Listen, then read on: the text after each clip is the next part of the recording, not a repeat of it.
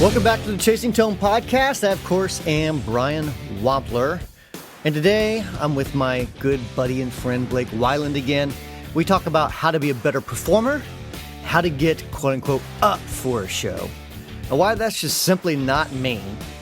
Then we talk about the unfortunate death of a friend of mine and a friend of the company's, and the lessons we can take home from that. So stick around. Let's check it out right now. Hello. Hey, Hi, buddy. how things? Oh, pretty good. How are things with you? Life is good. I'm drinking McDonald's coffee. McDonald's coffee, you say? Yes, yeah. I'm kind of like you in Portland. You know, kind of a coffee specialist, so to speak. Right, Yeah. right. That is Yeah. the coffee of champions. Well, see, here's the problem. See, you live in Portland, Oregon. I live in Martinsville, Indiana. We don't have a coffee shop. You don't have Sorry. any coffee shop. Well, we have a Starbucks, but it takes about an hour and a half to get through the drive-through line at Starbucks. Really? And it's ridiculous. Like wraps around the building, it's ridiculous. Maybe y'all need another Starbucks. One would think so, but I don't know. That seems like easy money in that town. Open another Starbucks franchise. I've been like, we need two of these. So I don't know what the deal is. That's funny because I live in a suburb of Portland, and we have, let me count, 1, 2 Starbucks, 3 Starbucks,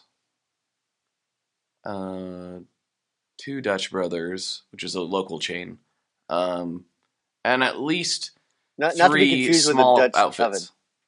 What's that? Do you know what? You said Dutch Brothers, and I said surely that's not to be confused with the Dutch oven. I should certainly hope that no one's standing in line for that.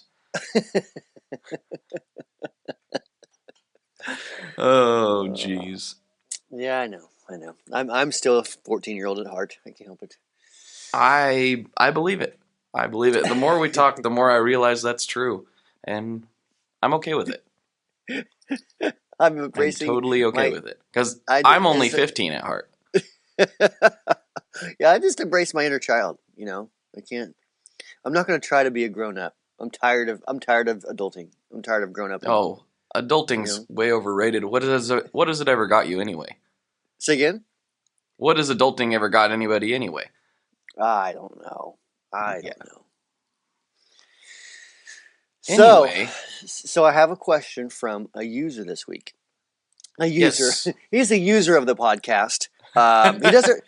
He just uses it, discards it when he's done. No, it's a He's listener. not an abuser? He's not a user. He's a listener. Adam Miller from Sonora, California. And Adam says, this was via email. Right. He says, Brian, since I began learning that guitar, it was about 20 years ago, I've played exclusively in church worship bands. I've Okay. crafted my skills with a Z. I got my guitar tones down and performance styles to fit that venue. However, recently I joined a classic rock band. And I found that my skills and guitar tones are transitioning nicely, but I realized my performance style is to be a little uninspiring, overly reserved, maybe I'll throw in probably conservative, like Trump. No, I'm kidding. That's not at all. That's not at all what he said. I'm just teasing him. Anyway, my skills and guitar tones are transitioning nicely. However, I've realized that my performance style to be uninspiring and overly reserved, especially for a rock band playing in a bar. Do you have any recommendations for someone who's used to sitting on a stool and trying to play well and not get noticed, for how to be a more engaging and captivating performer? And he says, thanks to both you and Blake. Hugs and kisses. Oh, hugs and kisses. Thanks, Adam. So, Well, like, that is interesting. I actually can totally identify with this. I don't know if you've been in that situation or not, though, Blake. I'm curious to hear your thoughts, though. Not that exact situation, no. I know what the I know what he's talking about like for those kind of performances supposed to be more reserved. It's not so much about the player. I totally understand that. But yeah, my the first time I ever played publicly for anyone, I was spinning around on the floor by the end of the performance. So that part I don't know. I've always just when I rock, I'm rocking. So it may not be that. It may not. I don't have any idea if it's actually fun to watch or not. But like, I get really wrapped up into it. Even at band practice, sometimes if we're in a groove or a song that I really like, it's just like I feel like I'm putting on a show for nobody. But it's just what my body wants to do when the rock and roll takes over. So See, so you and I are complete polar opposites in this, proving that we are not actually twins. So this is weird. This is a first. So to me, it is it's more comfortable for me to just think about playing rather than like moving, and naturally, I just don't move. You know what I mean? Right. And you know what? I actually equate it to. I noticed Brent Mason does this. So if you watch Brent Mason live, like he's just playing like you would in the studio, So some of the stuff he does makes it look completely effortless. But he's not like jumping on top of speakers or like rocking out with the devil horns up or like he's not.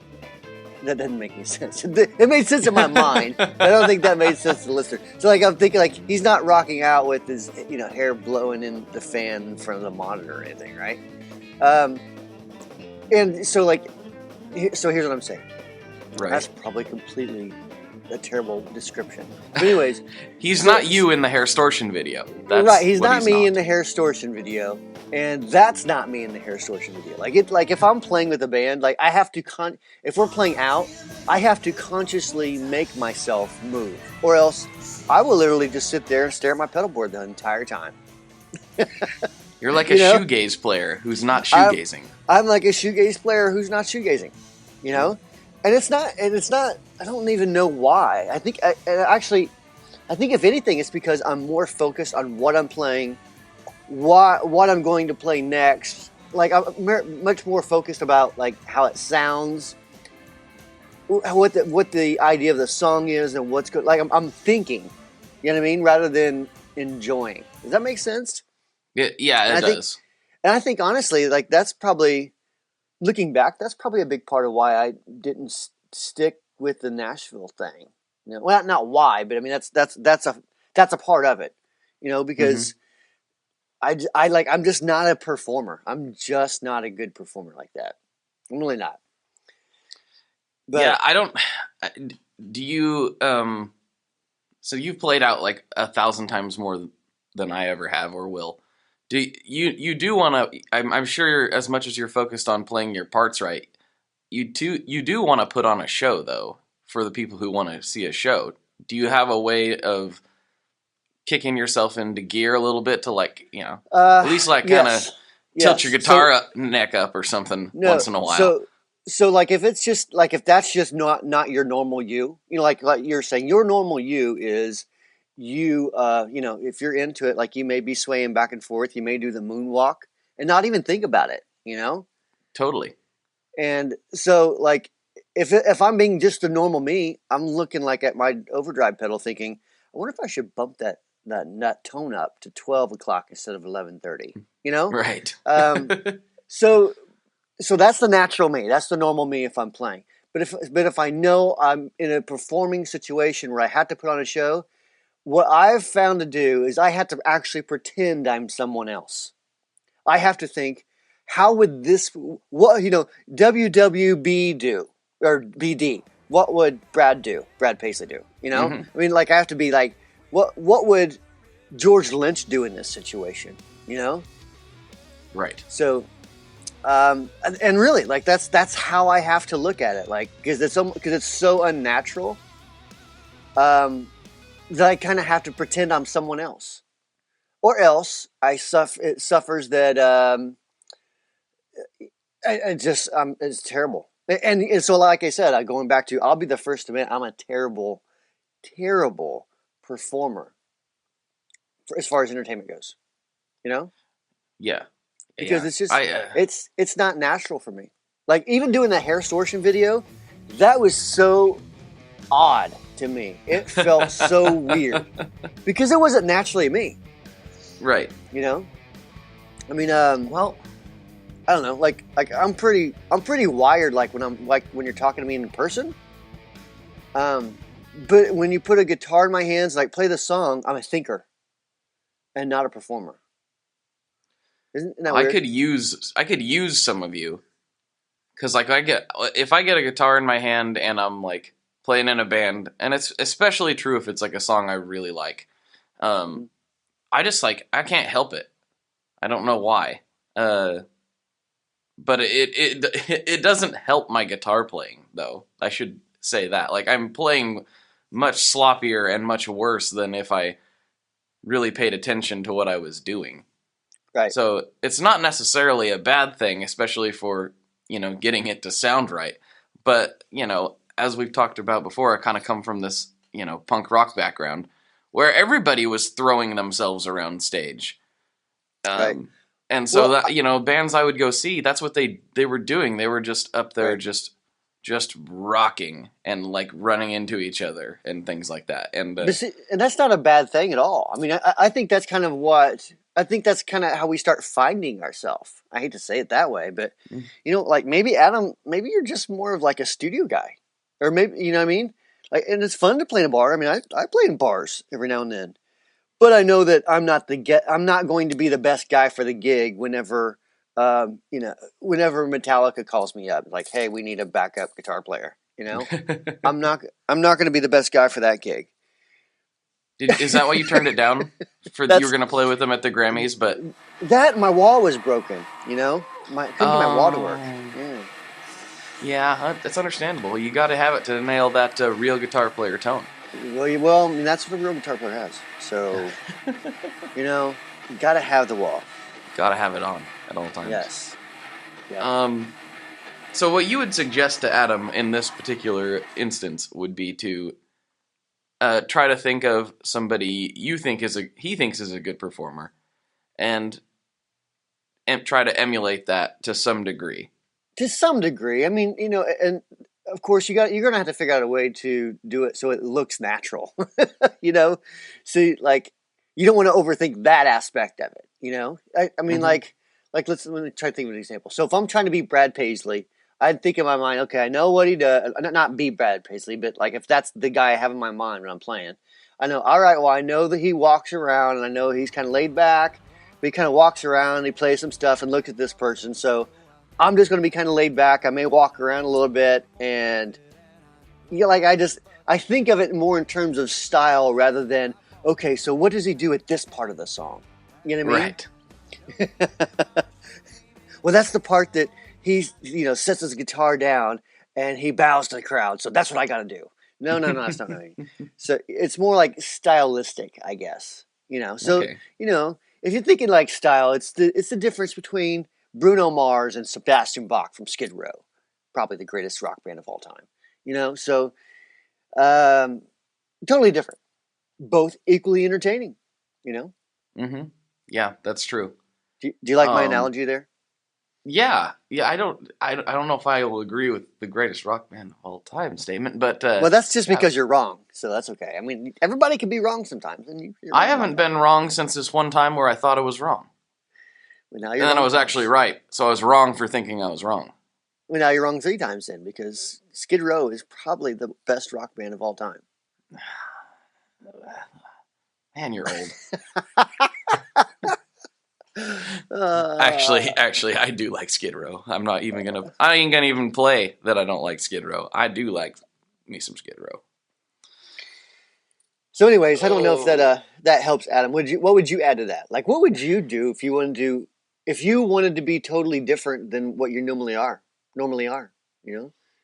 Like if you had to sit still on stage and could not get into it, what would you do?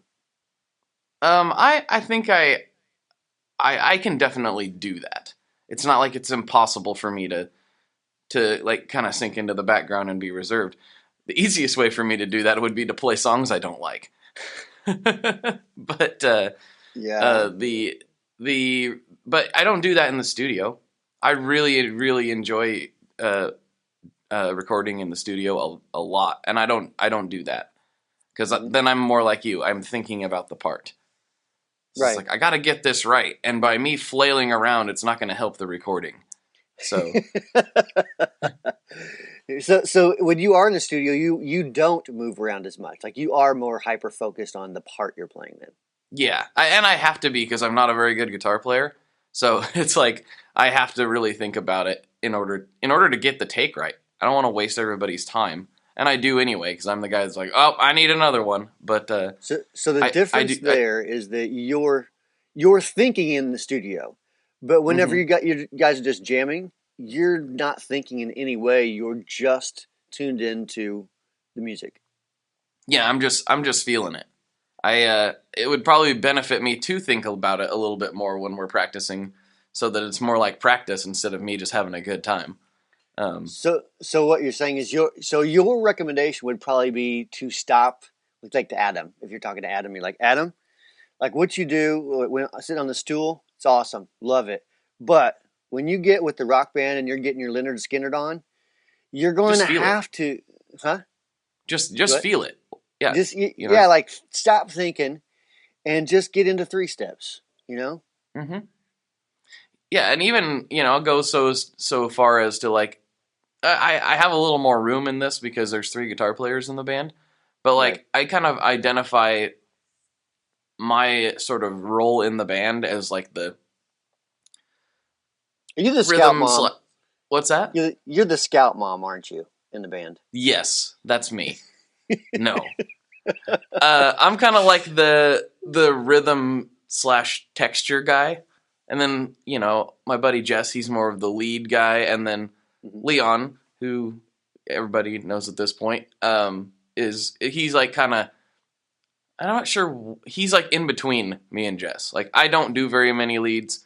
Leon does medium amounts of leads, and Jess does the bulk of them, and so he's like splitting the difference between me kind of chunky rhythm slash textures and then Jess who likes to melt faces. Um, Right. He likes to rock out with his socks out, right? Yeah. Oh, you I like think that phrase? he's a white sock man. Last I I just, looked. I just, Yeah, I just coined that phrase. That's trademark Brian Wampler 2017. Brian. So, Something I've yeah. always wondered. Like I picture you in your videos. Cause you don't really see this part. I feel like you're wearing socks with sandals in your videos. Is that true? You're lucky I'm even wearing pants in the videos. If at all possible, I'm trying not to wear pants and just shoot me from the waist up or, from the belly up.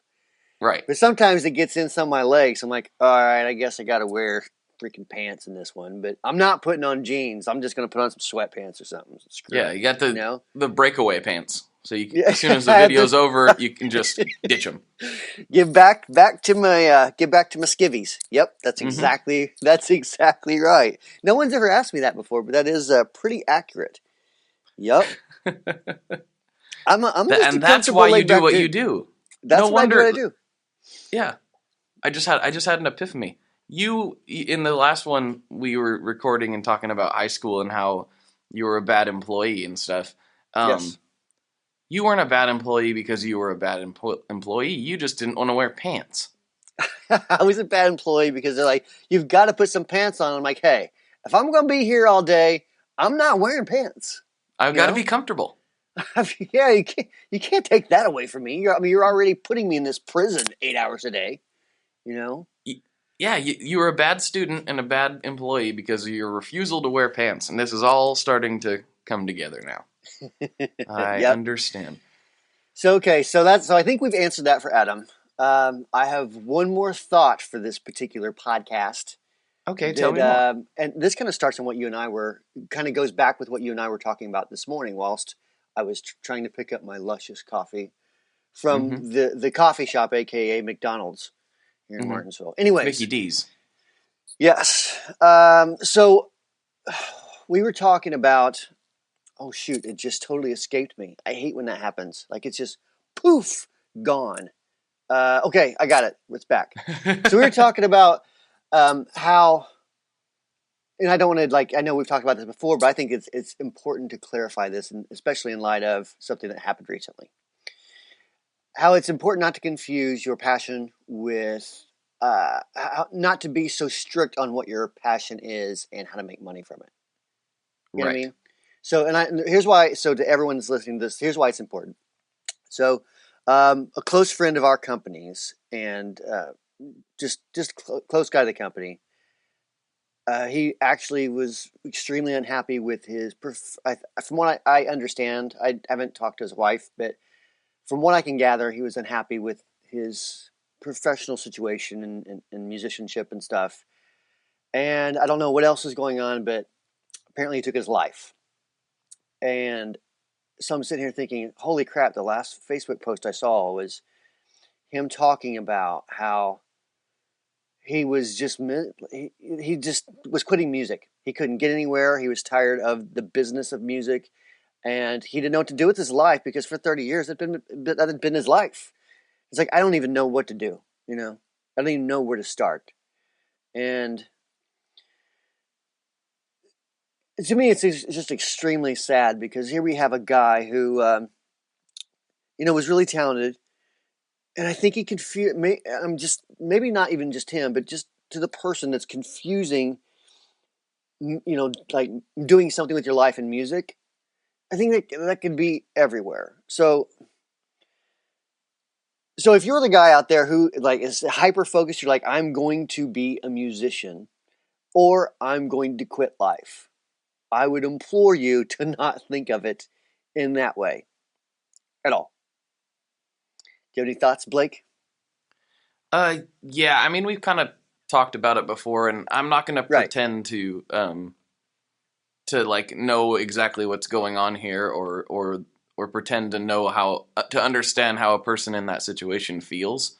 Um, I would say the same thing. I would really, if that's your two options, I would really ask you to take a few looks around, because just because you're not becoming the next big studio guitar player like Brent Mason, or because you're not getting consistent gigs, or whatever that is, it doesn't mean that you can't make it as a musician. Mm-hmm. I mean, Right. And yeah, and not that. technically, Go ahead. I mean, Sorry. technically, you're making it as a musician. You know what I mean? Me? You're not You not in the well, traditional sense, but you right. are I a mean, musician. yeah, but I mean, I failed in the traditional sense, like going back to the entertainment thing. I was a terrible entertainer. I would have been a terrible road musician because I'm just not that guy.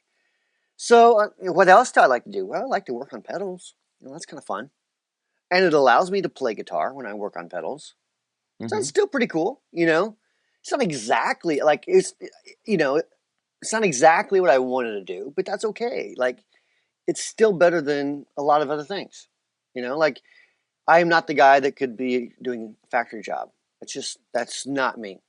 So I can't build one pedal after another 5,000 times a month. So I just can't. you know, that's not my Hmm. personality.